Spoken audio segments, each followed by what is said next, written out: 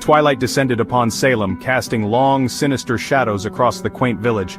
A chill wind whispered through the trees, carrying with it the scent of damp earth and something else, something ancient and unsettling. Young Goodman Brown, a picture of youthful piety, stood at the edge of the forest, his heart heavy with trepidation. The woods loomed before him, a dark and forbidding presence.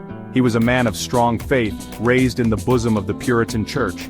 Yet tonight he was drawn into the heart of darkness, compelled by a curiosity he couldn't ignore. The forest, a place of whispers and shadows, represented the unknown, the forbidden. It was a place where reason and piety dared not tread. Goodman Brown hesitated, his hand trembling as he clutched his walking stick. He had left his young wife, Faith, safe and sound in their home. Her innocence, her unwavering belief, was a stark contrast to the darkness he felt consuming him. Yet he had made a pact, agreed to meet a stranger in this desolate place. What secret rendezvous demanded such secrecy, such a sacrifice? The answer, he knew, lay deeper in the forest, shrouded in the growing darkness. With a deep breath, he banished his doubts and plunged into the woods, the shadows closing around him like a suffocating blanket. The path was treacherous, littered with roots and hidden hollows. Goodman Brown pressed on, his heart pounding in his chest. He wasn't alone.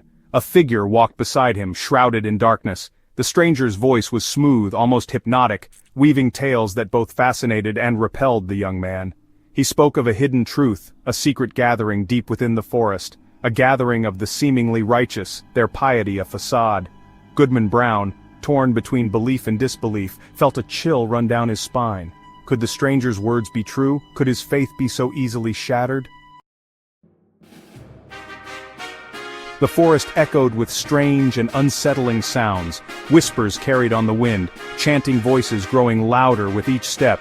Then, through the trees, a flickering light. A bonfire blazed, casting grotesque shadows on the surrounding trees. Figures danced around the flames, their faces hidden by dark hoods.